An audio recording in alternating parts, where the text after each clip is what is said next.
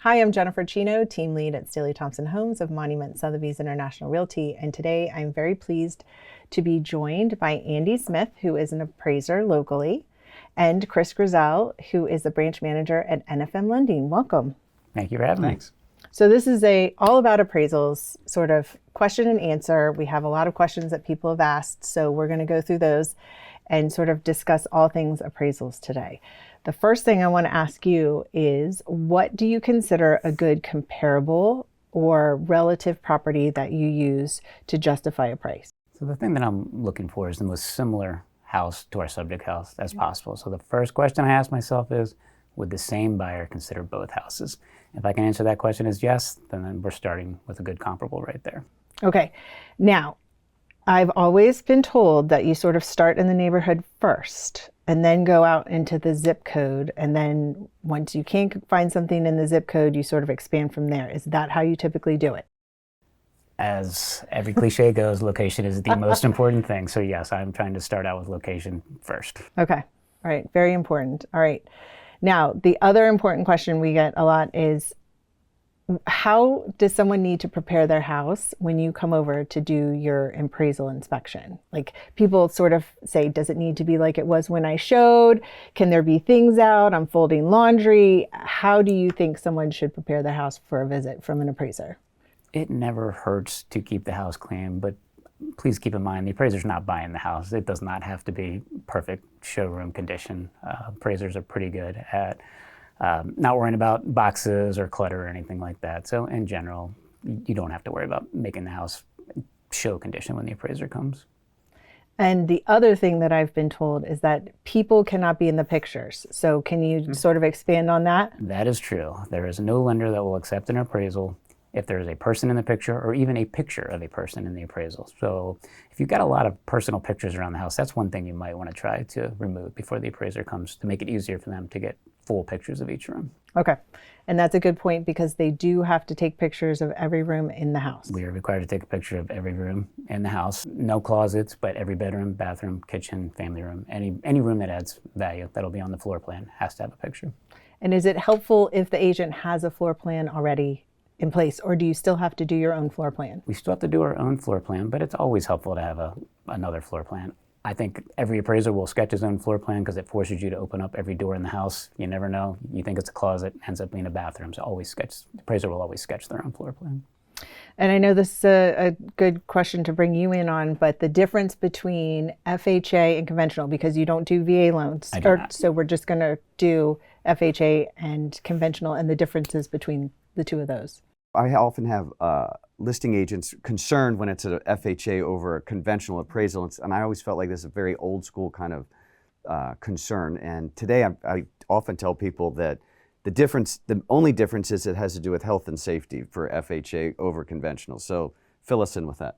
So FHA does have minimum housing standards that they require. They also require the appraiser to do a few more inspections than a conventional would, but in general, there's really not that much difference. The biggest thing for FHA is any house built before 1978, there can be no chipped or peeling paint anywhere on the house or any structure on the property at all, even a mailbox or a shed.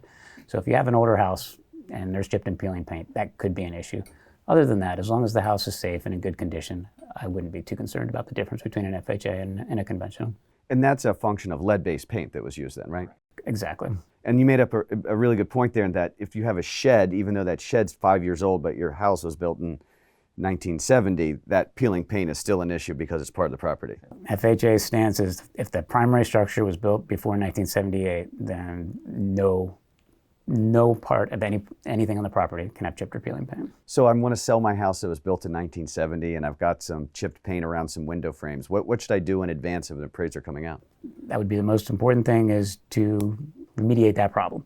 It does not have to be painted, but it cannot be chipped or peeling. If it can just be scraped and sanded, that's fine. It'll pass as long as the appraiser cannot peel any paint off. All right, let's talk about handrails, because that's another thing that I've been told over the years, that if there's any more than 3 risers, I don't know the specifics of the dimensions, but any more than three risers, there's usually a handrail required. That is usually the case, and Okay. FHA used to be very specific. Anything over 3 risers or 27 inches had to have a handrail. FHA's requirement on it now is they leave it up to the appraiser. If the appraiser believes that it is safe, then it doesn't have to have a handrail. Your comment of 3 risers is still a good rule to go by, but it's not black and white like it used to be. Okay. So just in preparation, it's just best to have some sort of handrail there ahead of time. Yes. And so the thing to remember also is the homeowner can fix anything before the appraiser comes out. For FHA, when the appraiser comes out, they are required to have a licensed contractor make the repair. Oh, okay. That's a good point too. I didn't know that. Okay, so then let's clarify the difference between an inspection and an appraisal, because a lot of times people hear the term appraisal inspection and are thinking that you are doing some things that are similar to a home inspector. So I am not a home inspector, and an appraisal is in no way a home inspection. I will appraise the house based on an extraordinary assumption, which means I assume that everything in the house is working correctly. That statement will be on the appraisal, and it will say if this turns out not to be true, the value may change. So unless I see something that any layperson could see, for example, a hole in the roof, that would be a requirement. But otherwise, I'm not testing the furnace, I'm not testing the appliances. I am basing the appraisal on the extraordinary assumption that everything works properly. And Chris, do you see things that come back on appraisal reports that are common for conventional or FHA that are lender required repairs, or do you not see that much? So if there's a lender required repair, you mark it as subject to, correct? Correct. So that tells us the value's there, but you need to fix this. And common things that we see are the handrails. Like a whole set of basement stairs won't have a handrail. That's definitely needed. Safety things, if there's like a blatant broken window, or maybe a code thing. Recently there was somebody that didn't have downspouts on the back of their house, and you could tell that the water was just dumping out of the gutter. So things like that, that I feel are pretty basic, but never is it like, determine that the HVAC system is working accurately. That is not an appraiser's job. Okay, so what if you come out and there's a literal hole in the roof? How does that work? So in that instance, I will appraise the house subject to, which means I am appraising it subject to the roof being repaired. The value will assume the roof has already been repaired, but that value is subject to the roof being repaired. Okay, and then after they repair the roof, do you need to come back out and make sure that it has been done? So that is up to the lender. Okay. Typically, yes, I will have to come back out and say that that subject to has been corrected. Okay. However, it's up to the lender. The appraiser can phrase it, submit evidence from a licensed contractor that the roof has been repaired. The lender might be okay with it, they might not be. That part's up to the lender, what they're going to require. One thing that we've come in contact with recently is that for insurance purposes, roofs are a big hot topic right now. And a lot of insurance companies will not insure a roof that's older. Some of them say 15 years, some of them say 20 years. Do you have anything with regards to the roof, that age requirements or anything like that? So for conventional or FHA, there is required to have 2 economic years of life left on the roof. That's the only, as long as there is at least 2 years of economic life, there will be no roof requirement from the appraiser. Okay, that's So a roof life is 30 years. How do you determine when that roof was installed? I mean, the appraiser's not going to know that. So if a roof has less than 2 years of economic life, it's pretty easy to see from the street. The shingles will start to be curling. As long as the shingles are not curling, there won't be a roof requirement from the appraiser. interesting. Okay. The other thing that we get a lot is I just upgraded my house. I just remodeled the kitchen. I just put on a new roof. I just redid the bathrooms. Any sort of recent improvements. How would you like that to be provided to you? And what is what sort of value does that give? So each instance would be taken individually. Okay. I would like to know any recent improvement, whether you think it's important or not. Okay. It's all part of the data collection phase of the appraisal. With that, once I have that information, then we're going to go into the open market and find those comparables. And this is where we more fine-tune the comparables, and they're called paired sales analysis. If I find another similar house that has a remodeled kitchen, and our kitchen was just remodeled, and then I find another similar house where the kitchen wasn't remodeled, everything else is the same, how much more did that house sell with the remodeled kitchen? And then we can come up with a value for how much additional value the remodeled kitchen adds. We try to do that with each individual item.